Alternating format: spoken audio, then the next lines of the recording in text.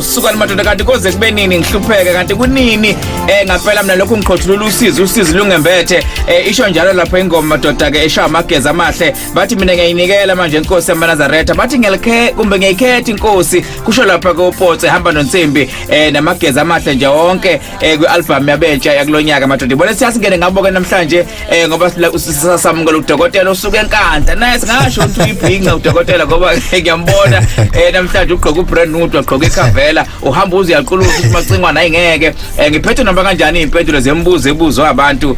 la emsakazweni okhozi FM sikhuluma ngoDr Mahaya ke usuka lapha ke eTempeleni ekuhlonipheni kanti umshumayelo wakhe naye futhi lapha ke uMahaya hey madoda hey bengayazi ke le bese kuthi umvakelo wakhe lapha ke kube ubaba ke uShando phethe nje wonke amabandla lapha ke eNkandla inhlathu suthi ke le uDr Mahaya nkosana kamkhulu sikubelele sikamkela sengiphakathi suka madoda engiphakathi ngilidanga labesotho awu mina kamqumbi kahle kasidle ihlobo ukudla okudala kusibangela isilungulela ayisimi ngomumo baba yonke into imi ngomumo sesiphakathi okhosini FM siyabonga kubaphathi bokhosi mfethu kunjalo mfethu inkulu indaba loluhlelo luhuchungechungo nje basiqalile sibuza imibuzo ngesento edlule ngiyakubona nawe umthwalo wakho ugcwele yanyinyitheka uphethe impendulo ake sizwe nje siqale lapha eqhulwini umbuzo oqala insizwa elapha ke bathi ke uLucky Dube usedube lenkunzi ke simuzwe ngibingelele studio basakazi bama abahloniphekile lapho BK nakubaba lapha studio ngicela ukubuza ukuthi uShembe uyafa yini umbuzo wesibili isabatha lingena ngasiphi isikhathi engabe upast 6 noma ukushona kwelanga nase liphuma futhi isabatha liphuma ngesikhathi noma liphuma nashona ilanga lithi qwambi usemntube edubele inkunzi uLucky Dube lo cha uShembe macengwane akafe yebo akafa uShembe ngoba uShembe umoya ongcwele akafa uShembe kukaningi uShembe akafi ngoba umoya oyingcwele kukaningi nje emasifunda izihlabelele eziningi nokukhothama kamqalo wendlela washo ukuthi cha uyoshintsha ibhantshi yebo uzokwembathelisha uzobuya bekanye nathi ngoba uShembe umoya uShembe umoya dokotela uqala ukusho kanje ngiyathanda umbuzo njengalo siningi ithuba lokuthi siphinde sikhulume ngezinye izinto ongenzeka ukuthi sake sayithinta ngokudlule ukhuluma ke ngehlabelelo neminye imibhalo efakazela lokhu mhlawumbe uthi kunaba kancane phela macengwane uShembe umoya uma ungaya esihlabelelweni kwizihlabelelo zamaNazaretha ubheka uhlabelelo esamakhulu 220 220 esithi yazi yafika leyo mini esake sabondeka indaba zekwayo okhosini FM ngelinye ilanga ebhilitile umafakazi kodwa ke macengwane uverse 7 wakhona uzubona ukuthi uShembe umoya ngempela uthi vuso omunye endlini yami ahola abantu bakhe umnika inhliziyo efana neyakho umphathe umgcobe ngamafutha omsa ubuke kumqalo wendlela lapha ecela kuNkulunkulu njengesikhundla senhlupheko ukuthi asivuse omunye endlini yakhe uzodideka ke umuntu ongekho lokukholwa ngoba kuyenye into macebe ngane ejulile ukuba ukholwa kwaleli bandla kukaShembe kube into oyiqonda ngoba kuyinto engene kuwena wayiphuza noyiqonda kahle kulikhuni ukuthi ungayiqonda ungekho kuyo njengokuthi uthi uShembe umqalo wendlela uverse 8 inyama yami ikhathele izolala ethuneni umoya wami uzovuka wembathi inyama entsha kwaphakade ngangizelwe nanini ngiyakuba khona uyabona ke uma sihleba ke macengwane asihlebele macengwane ngoba ijulile sikhulumele phansi ngoba uthi uyibuka lento ubugijima ngejubane uya encwadini kaJohane uyobheka amazwi kaKristu awashoyo ngoba lo moya ufuneka phela subheke ngokweBhayibheli uthi lo moya ongcwele ngoba uqala ukwazi wethu uswazi ngokweBhayibheli ufika nawo nje uswembethe umqalo wendlela lo moya asidideki thina amaNazaretha ngoba siyazi ukuthi kwaseqaleni uma sicwaninga kwavela ukhona uma ungafunda incwadi kaJohane u15 ufunde nje uverse 26 kuningi obungakusho uthi nxa esefikile umduduzi nxa esefikile umduduzi mawungabheka eBhayibhelini uM kaMduduzi uyicapital letter usonhlavukazi uthi nxa esefikile umduduzi ngiyakuthumela kini engeke kini evela kuBaba umoya weqiniso ophuma kuBaba uyena okufakaza ngami umoya weqiniso uwodwa lo moya umoya weqiniso hayi imimoya yeqiniso umoya weqiniso kusho njalo lo moya unakho ukudlula phakathi kweminye imimoya oyiphazamisayo ngithi mawufunda kahle eBhayibheli lithi uJesu akaliqedanga iqiniso emhlabeni akaliqedanga iqiniso emhlabeni akaliqedanga iqiniso emhlabeni kwakufanele kufike ezosoqedela iqiniso uma ungabaza lokhu ungakufunda yena uJohn 16 uverse 12 no 13 uthi ngisenokuningi okunitshela kodwa ningethulelwe manje kepha nxa esefikele yena umoya weqiniso uza kuniholela kulolonke iqiniso ngokubuya kukhuluma akayikhuluma ngokwakhe kodwa lokho akuzwayo uyakukhuluma anebekele okuzayo kwenza ukuthi sikhumbule ukuthi leli bandla njalo sifunda incwadi kaDeuteronomy 18 verse 18 ethi ngiyakubavusela umprofeti phakathi kwabafowabo oyawukhuluma amazwi ami engiwabeke kuyena lo mprofeti okhuluma into ingenseki uye lo mprofeti oyikhulumile akena uNkulunkulu uyikhuluma umprofeti ngokuziqhenya lengamesabi akho uma uya kushembe kunamanje uvusa ishosha umdlalwendlela ubusekhona lo moya uvula impuputho uzalisa inyumba wenza imangaliso uma ufuna ukubona lo moya ukuthi uwo yini uma singasukume ishosha ingeze into shula kona lo moya weqiniso madoda ngoba phela miningi imoya abantu abayengakhanda abana lithi iBhayibheli esilifundayo hlolani omoya ukuthi bangabaka uNkulunkulu yini manje ushembe ehlabelweni sakhe uhlabelelo 58 emthandazoleni ophilisa abantu kuleli bandla uthi uma usuthathiwe wathandazwa lo mthandazo kwakhishwa ingubo yokuthandazela abantu buvuke uverse 3 wakhona uthi lowo owasethembisa wona ngoJesu Kristu inkosi wathi akushiya sisodwa usithumela umoya ongcwele angithi verse lakho lokuletha umoya wakho mawuze inkosi mabaphila abantu bese lithi ke lowo wasithembisa wona ngoJesu Kristu inkosi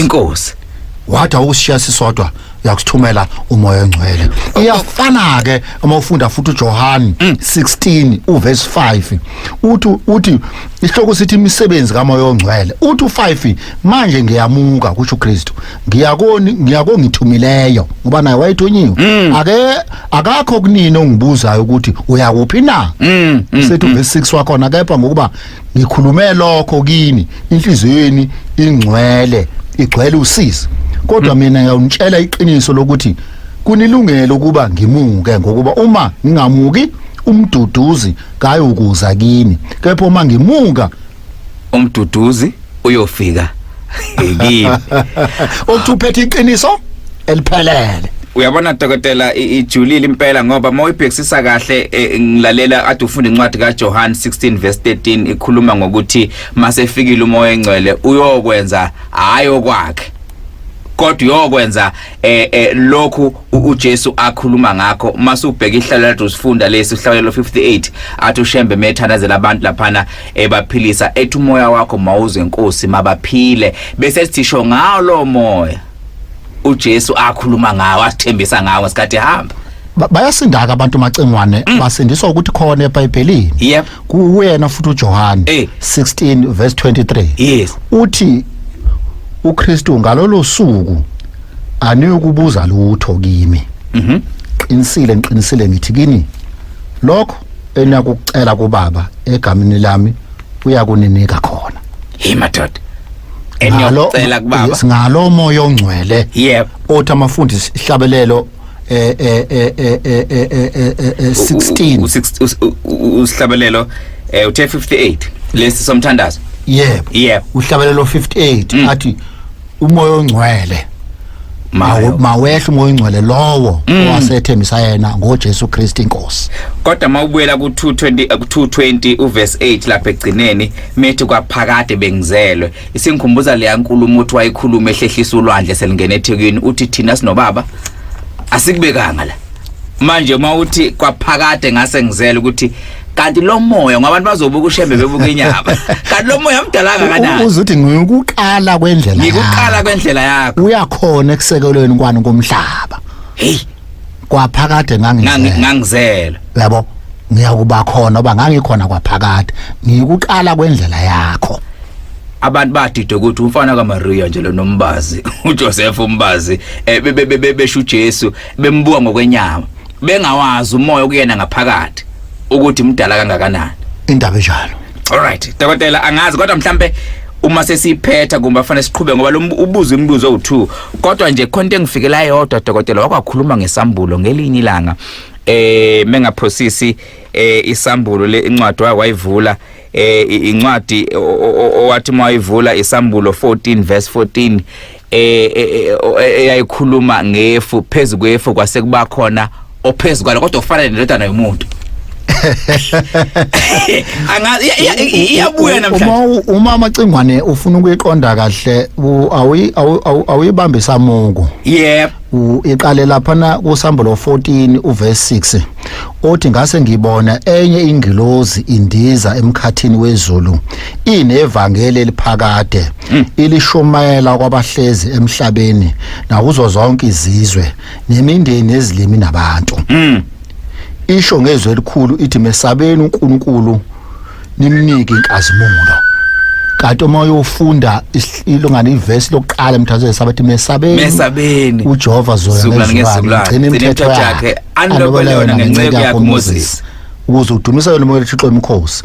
Abesethu 14 ngase ngibona bheka inanto ifu elimhlophe nophezulu kwalo naphezulu kwalo kuhlezi ofana nendodana yomuntu enomqhele wegolide ekhanda lakhe nasesandleni sakhe enesikela elibukhali. Umqhele wegolide ekhanda lakhe akuyona ngoJesu phela inkosi indodana yomuntu ephinde futhi abe inkosi yesabatha abe inkosi yesabatha kuthiwa la ofana naye hayi kuyena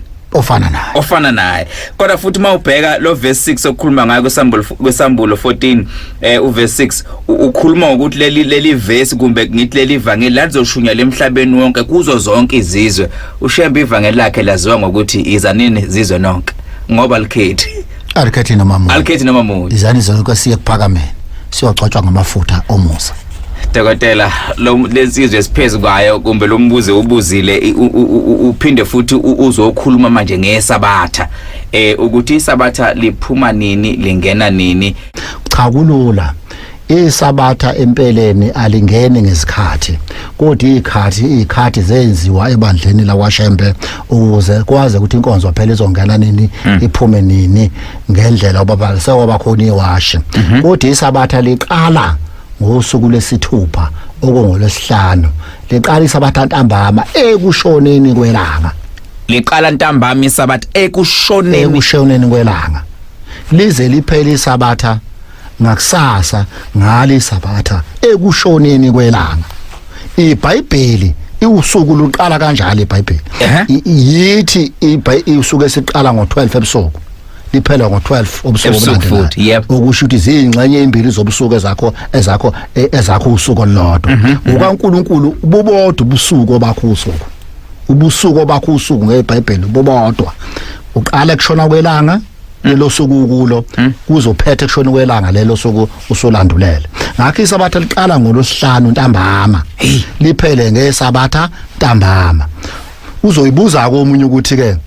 kuyenzeka u6 ashaya imini ilanga ngo7 yep cha akuyona inkinga lokho inkonzo isibizongena ubani u6 kodwa ngeke ushiye usabasa umlilo endleni yakho ngokuthi ilanga likashona ngoba isimenyeziwe yini na inkonzo eparadise. Noncathi unginika umehluko la ukuthi akuhambi ngesikhathi sewasho ukubuka ukuthi sithini isikhathi 12 hours 24 hours 48 hours cha sibuka ukuthi ilanga khathi lishona isabatha ilaqala khona yebo ngolesihlanu khathi kushona ilanga yes ngesikhathi liyoshona futhi ilanga kuphela isabatha khona ubuza umbuzo lana othi ngiyakuzwa baba uyakhuluma nje impela ngamthanda usisho ngeze lincane ngiyamuzwa uyakhuluma nje kodwa akakhulumi ngokwehlula komphefumulo yini ngosuku lokugcina anganomusho kodwa ke simuzwe Akangichazele phela uShembe nangolawula komphefumulo ngosuku lokugcina anganitshela ukuthi uNkulunkulu muphi kanjani uya kanjani ungenawo umoya ongcwele ngiyamuzwa chabo sengisho ikhathi eziningi kuwo lo msakazo kuwo lo mbhobho ngihambe ngithi lokho akukhona kwethu asikaze ngathi asikholelwa ukuthi sizophila sikholelwa ukuthi sizofa ebese siya ngale kuNkulunkulu siyophendula ukuthi senzeni ngapha kodwa ke mhlamba kazi silithola ithuba kodwa nje isikhathi sengisikhuluma ngomoya ongcwele sikhuluma ngale sike saxoxa nawe macingwane emavikini adlule cishe amabili noma amathathu adlula ngisakhumbula sibambe nje meeting uku-evaluate noku-assessa sibheka nje ukuthi lengosi ihamba kahle isahamba ngakho isawenza nomsebenzi isawenza ukuthi nabakhalayo bakhala ngani kumele silungisephi ngoba kufanele siba abantu engathi singondlebe eziluqinsi noma sizwa abantu uma bebhala bekhuluma ukuthi nakho lapho ngihamba khona kufanele silungise lapho yep ngakhuluma ngalento ngathi iBhayibheli siyakhuluma ngoba liwukhiye ngathi iBhayibheli liyibridge eliphakathi kwempilo yala nempilo yangale ngathi yibridge ephakathi kwalomhlaba nalo yamhlaba ngathi yibridge phakathi kokuphila nokufa ngathi yibridge phakathi kwehlobo zethu esezasishiya uNkulunkulu asithembisa ukuthi ngosuku lokuvuka siyobonana nezihlobo zethu ngale ngakho funeka abantu bayibuka lengosi bayibuke ngalokho bayibuke ngokuthi sikhothe eBhayibhelini bese sisupporta ngeminye imibhalo hayi ngoba lembhalo sikholelwa kuyo kodwa senza sibuke kangcono lokhu uNkulunkulu osuke silethele khona lokhu umqalo wendlela leli igugu umqalo wendlela asilethele lona uma sesifunde enye imibhalo suke support ukuthi hawu nalifa umqalo wendlela wasifika la nalo singabantu abamnyama siyinqulu zihlezi obala singafaki lutho einyaweni sicindezelwe kunamaculo nemthandazo eyagcina engaculwa le bandla ngoba wakubaleke lutho make wacula kanje wathandaza kanje uzoboshwa. Hey madoda angazi ihlabelelo 28 uyeza umhlaba kuphela asikhulumi ngomphefumulo ukuthi ukuma kwena uyokuma phambi kwakho uthanda noma ungathanda amagquma ayolelezeka athi hayi abaphela amandla ekholeni kwabo bayogijima bekufuna bengasena ukuthola ikhuluma ngomphefumulo ukuthi nje uhamba la emhlabeni uyeza umhlaba kuphela usuku lokugcina kathi uShembe ubani ngoba lento ikhona eBhayibhelini ukuthi intombi lezizwe ziyozula sifuna ivakele ingesa kulithola hey madoda yena awukodwa bakwethu bese ethi wemhlaba ukuthi umhlaba kusishele kanjani hayi ke bese ethi wemhlaba uyosifihla phi nazo zonke lezo zone balekani zidindi uyeza uJehova angithi njengoba sihlaza imibhalo nje sichelisa abantu ekoneni sibanika isense yezwi likaNkulunkulu ukuze bakushiye kona baphenduke bakholwa akebo bonke abathi inkosi ababona umbuso wezulu nalapho kubukelela ukuthi kuyokwenzakalani ekupheleni inzalo yenyoka inzalo yamabululu kusho Kristu khona okhala ngefundiswa ngathi nawe uyakufaka la uthi ifundiswa nelibulali ize kube nayibulale Africa ake simlalela amacengwane ake simuze ngifuna ukuzwa ngawe ngaze ngiphendule kanti embudana cha ke hayi ake simuze dokotela uyadabukisa ukuthi izifundiswa zakithi zisagqugquzela ukubane sikwazi ukuthi abantu abamhlophe basifaka kanjani ingqondo engqondweni ukuthi kwamele sibe nayiphi inkolo uma ngabe uzwa kukhothwa izincwadi ezibhalwe izifundiswa ezinkulu zakwamanye amazwe kungakhulunywa ngezinto ezenzeke lapha ekithi eAfrika umqali wendlela ungumprofeti weqiniso wayethunywe esizweni sabantu esizolungisa ukuduka kwabantu akukho ncwadi yayimhola noma elifunda iBhayibheli wayerefer kulokho kumele arefer khona. Ingakho aphuma even eWilsel lapho kwafunda khona iBhayibheli khona. Into ebalekile njengamanje na ukubane uthini umoya kulabo abaholwa ngumoya ngezwe nangumAfrika kulesikhathi samanje. Ingabe incindezelo yokusuka nini? Ingabe umqondo wethu uyowashwa nini? Lento iyafakwa kithi. Ngakho ke izifundiswa zakithi ziphethe iflag elikhulu lokuthi zizicindezela zingaqamisi ubu-Afrika bethu ukuthi yizini izinto esifuna ukuzenza. Kunabaprofeti abaningi ababekhona, oNongqawuza, o-Alice bakwamanye amazwe, Kipavita, baningi akushiwo lutho ngabo. Uthini umoya, hayi umbhalo wezifundiswa. Izifundiswa niyasicindezela nayibulali iAfrika futhi niyiqeda nya. Hayi apha mangapha. Hayi ngiyamuzwa kodwa into engiyithandayo ngaye usevele yena qobo ngalokho akusho kumbono nombuzo wakhe. Wangiphendulela futhi mina. Wakuphendulela futhi. Hawu sengiphendulela. Ngiyabonga. Angazi uba kuthi ngiyamazi ngabe ngihamba nje ngiyobonga impela ngihambise nje iguqa ngiyabonga. Uyashaya. Ngiyabonga ngoba phela uhamba azazi afika afake phakathi uCredo umuthwa. Yeah. Ayishovu samazulu esakhuluma ngayo. Kodwa mhlambe ngoba phela ukhozi usuku nosuku luba nabalalela abantu. Lolu hlelo selunabantu abaningi. Akusho ukuthi ungena kwakho ufice sesiphakathi. Ufike sesidlulile. Akazi awusesakhuluma ngabo Credo Mutho. Yebo. Ngakhuluma ngayo Credo Mutho ngaze ngakhuluma nangonongqawuse lo wakhuluma ngayo. Ngaze ngedlula mina ngakhuluma ngonontetha wakwaNkwenkwe. Ngakhuluma ngoSharon Adetutu Omotoso. Owayekhuluma ngepolitics of hair. Abantu base-Afrika laba. Kudala kwakhuluma ngale. Ngaze ngakhuluma cishe kwakumhla ka8 August nomhla ka15 August ngikhuluma ngechronology eBhayibheli, igameko zeBhayibheli negameko zomhlaba. Ngaze ngakhuluma ngenye ijournal yakhona lapha eAfrican ebizwa nge-The Journal of Pan African Studies. Ngakhotha volume 12 unumber 8 kaDecember 2008. Ngangikhotha izinto ezibhalwa abantu balapha ezweni lakhe. Ngakhuluma ngoReverend Samuel Akibonde Sadali waseLogosi ikhona lapha eAfrika. Ngakhuluma ngoReverend uNkabinde owabikezela ukufika kwaShembe wale nquthu ohamba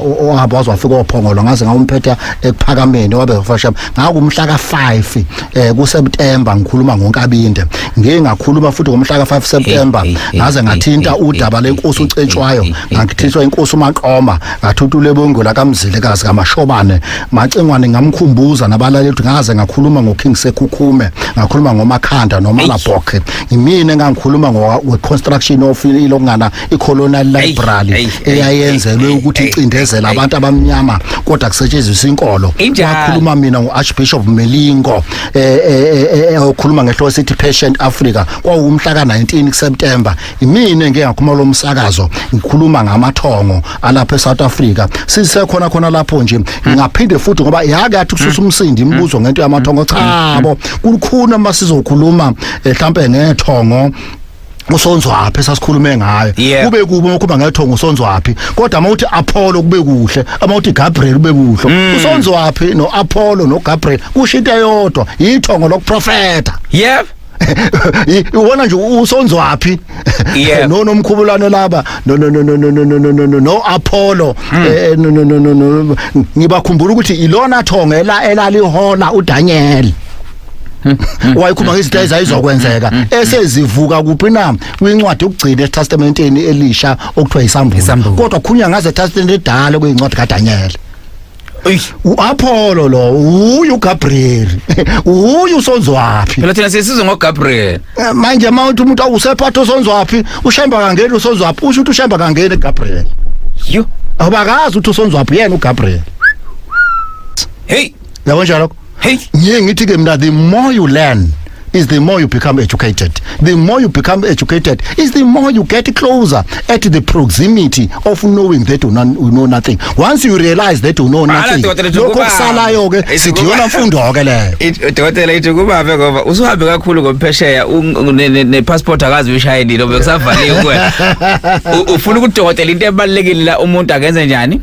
Ngithi ngesikhathi ufunda yep uyanguya ube isifundiswa ngakhathi uyanguba isifundiswa uyanguya usondela endimeni yokwazi ukuthi awazi kangakanani ngesikhathi ufunda la uthola khona awazi kangakanani uyazi ukuthi awazi kangakanani uma usaclaim ukuthi uyazi ayisafanele ungafuna kuyongena kwelinye class ufunde nje lento encane bese uthi yabona nje basikhuma lapha nje thina asisho ukuthi sakuphelele akaze sisho ukusho yithi kuphelela kukho kunye ongale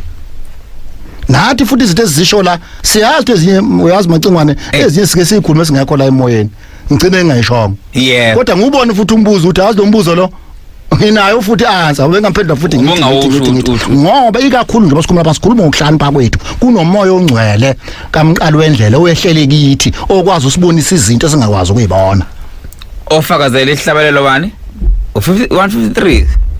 ezidhamsana lezi ndaba ziyo wonke umhlaba ngihlaleleni nazo hayi asikhuluma thina lapho ukuhlakanipha lento inomoya kaNkuluNkulu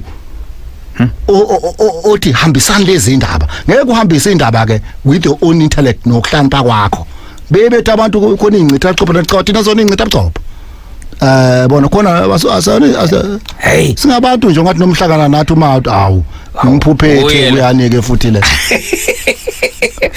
kodwa dokotela ke angazi ijulile kodwa ngithanda mekuvela zonke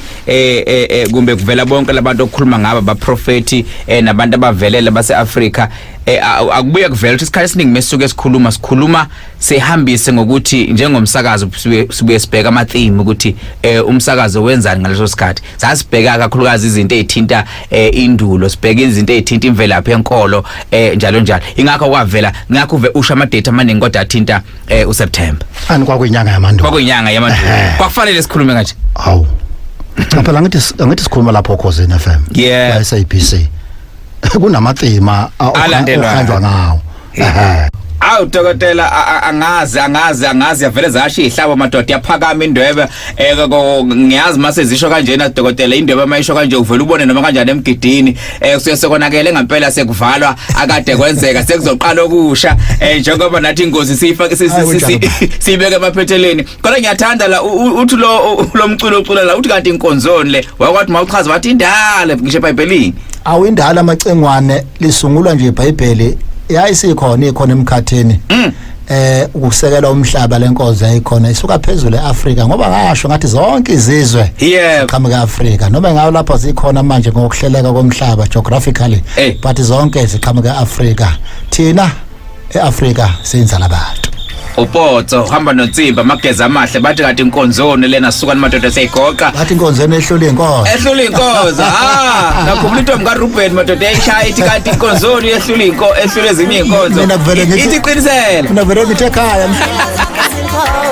kodwa ngibone fana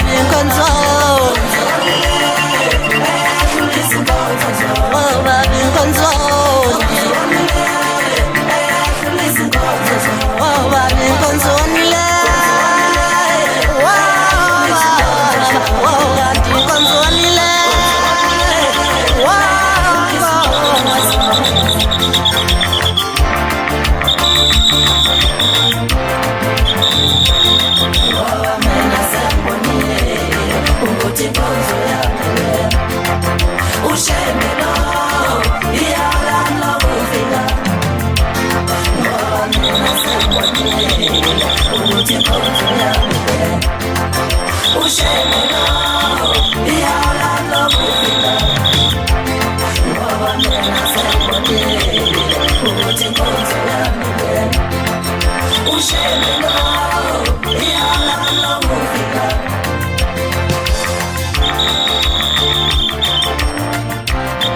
wangihambila kamasoka wathi ngibone khona wangihambila kamasoka wathi ngibone khona wangihambila zonke izinto